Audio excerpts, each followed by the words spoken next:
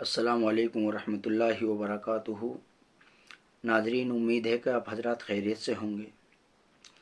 हिंदुस्तान के अंदर जिस तरीके से खून खराबा किया जा रहा है और जिस तरीके से राजनीति की भेंट हिंदू भाई चढ़ रहे हैं और जिस तरीके से कभी नई दिल्ली के 14 नंबर प्लेटफॉर्म पर मेट्रो स्टेशनों पर, कभी कुंभ मेले में भगदड़ मच रही है।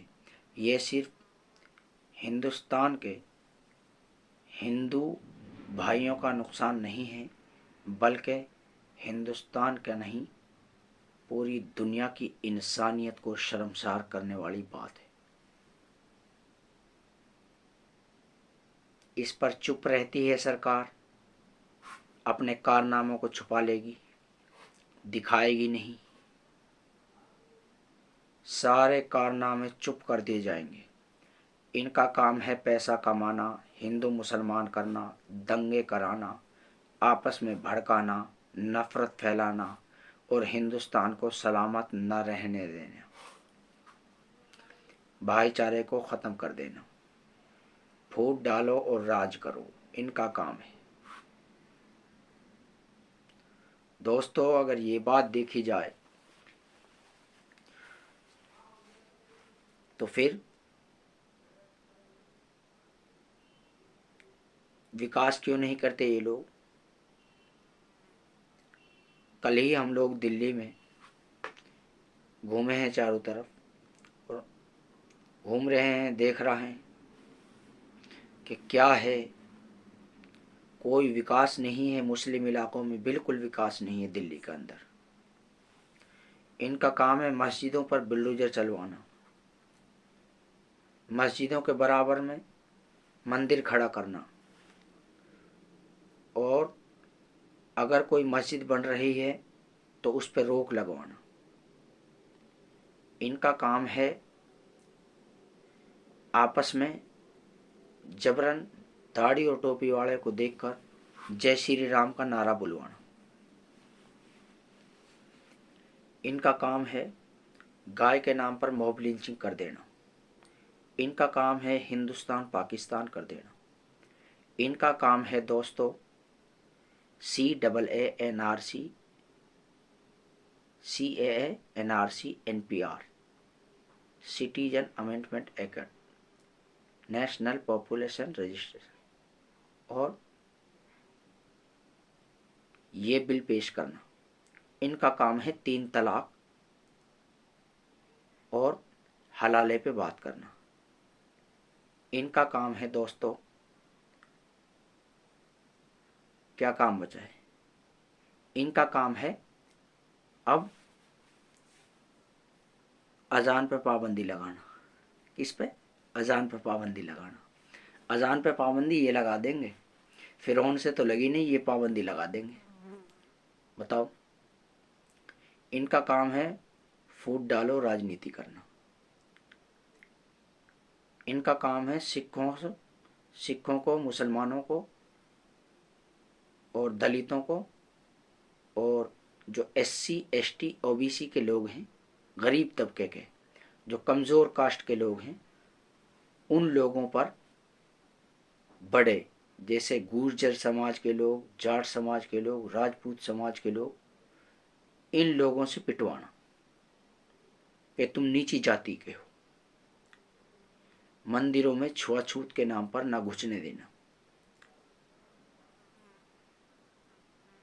और जहां मस्जिद हो वहां मंदिर बता देना। इनका काम ये दिया किसने है? ये हिंदुस्तान की आवाम पागल है, हमारे लोग पागल हैं। ये काम सिर्फ इनको अल्लाह रब्बुल इज़्ज़त ने दिया है। किस वजह से दिया है? ये काम इसलिए दिया है कि ये जो लोग हैं कांग्रेस वाले, वो तो हैं इटली के। कांग्रेस वाले तो हैं इटली के। कांग्रेस तो हुई ईसाइयों की पार्टी, इटली है ईसाइयों का देश, ठीक है। और बीजेपी में जो अब जिम्मेदार लोग हैं बड़े बड़े पदों पर, यानी कि जिनके इशारे पर सारे लोग नाच रहे हैं, ये कौन लोग हैं? ये इजराइल के और अमेरिका के, हिंदुस्तानी नहीं है मेरे भाई। ये हिंदुस्तान में तो अभी भी बाहर के लोग राज कर रहे हैं। हिंदुस्तान के लोगों की आंखें बंद हैं।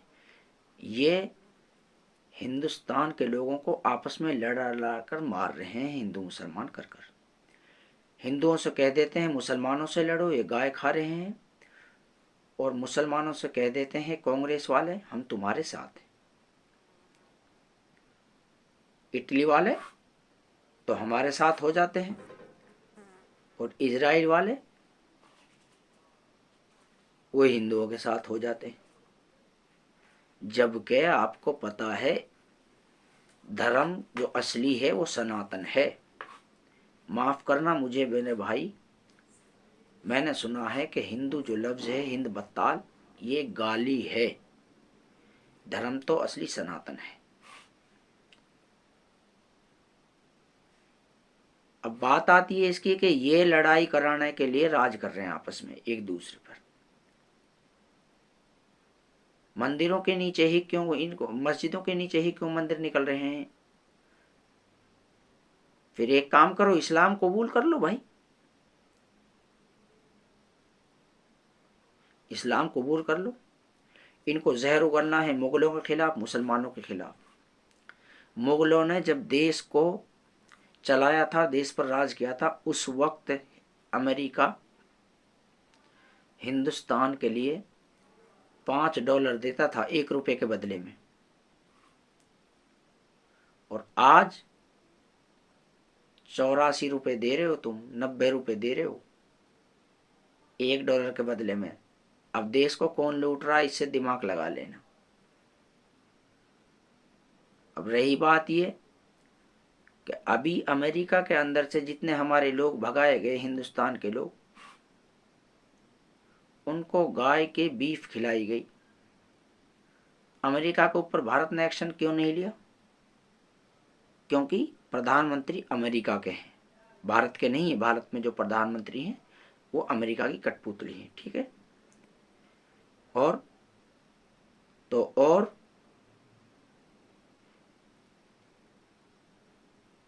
दूसरे मुल्कों के लोग जो गए, उनके किसी के हथकड़ी नहीं लगाई गई, हमारे लोगों को हथकड़ी लगाकर भेजा गया।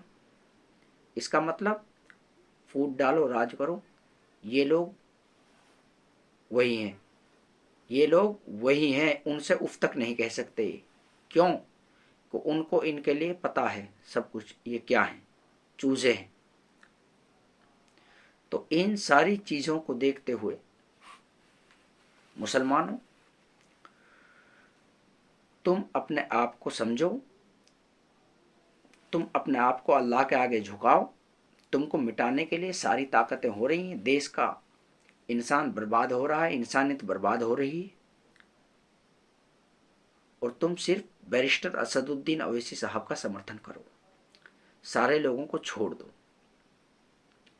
ये कांग्रेस एसपी बीएसपी कोई तुम्हारा कुछ फायदा नहीं कर चाहे, सब तुम्हारे लिए नासूर है। लेकिन तुम समझते नहीं हो इन चीज़ों को, क्योंकि तुम्हारी बुद्धि हट चुकी है। तुम्हारी अकल के अंदर, तुम्हारे दिमाग के अंदर वो याददाश्त नहीं रही जिससे तुम इन चीज़ों को जांच सको। हमें दूर तक अल्लाह रब्बुल इज़्ज़त ने सोचने की ताकत दी है, तो क़ुव्वत दी है, तो अल्लाह रब्बुल इज़्ज़त हमें इन चीज़ों को याद दिला देता। इसलिए मेरे भाइयों, हमारे सच्चे और हक पर चलने वाले रहबर हैं तो वो बैरिस्टर असदुद्दीन अवैसी साहब हैं, दूसरा कोई नहीं।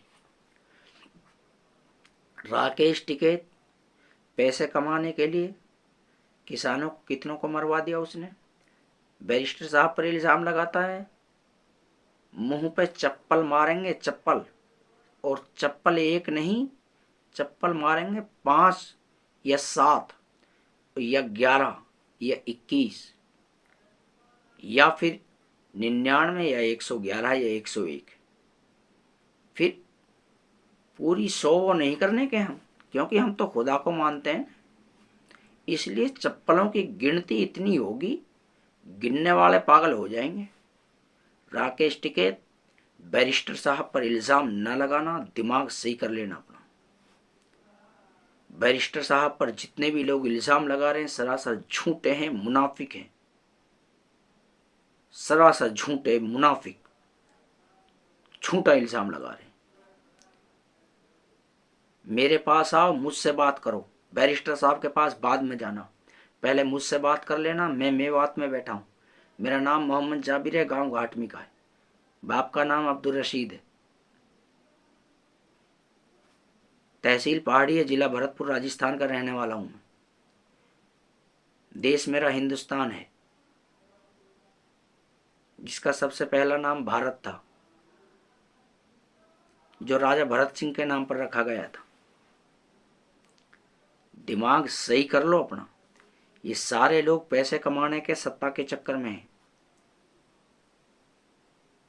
लेकिन मुसलमानों, तुम्हारी अकल होश में आनी जरूरी है। तुम जिस दिन अल्लाह के आगे झुक जाओगे उस दिन काम बन जाएगा। जिस दिन बैरिस्टर असदुद्दीन ओवैसी साहब को अपना मान लोगे उस दिन काम बन जाएगा इंशाल्लाह।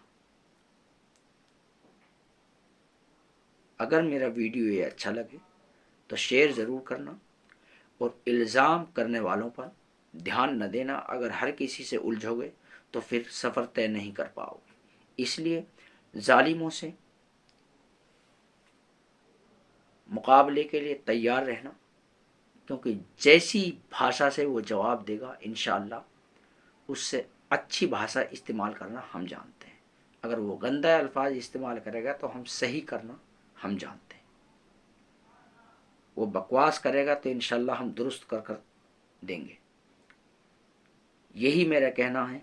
जहां मीम का इलेक्शन हो वहां मीम को वोट दें, किसी पार्टी को वोट मत दें। मुसलमान डिवाइड मत हो, चाहे वो कोई सा भी इलेक्शन क्यों ना हो, पूरे हिंदुस्तान का कैसा ही भी इलेक्शन क्यों ना हो।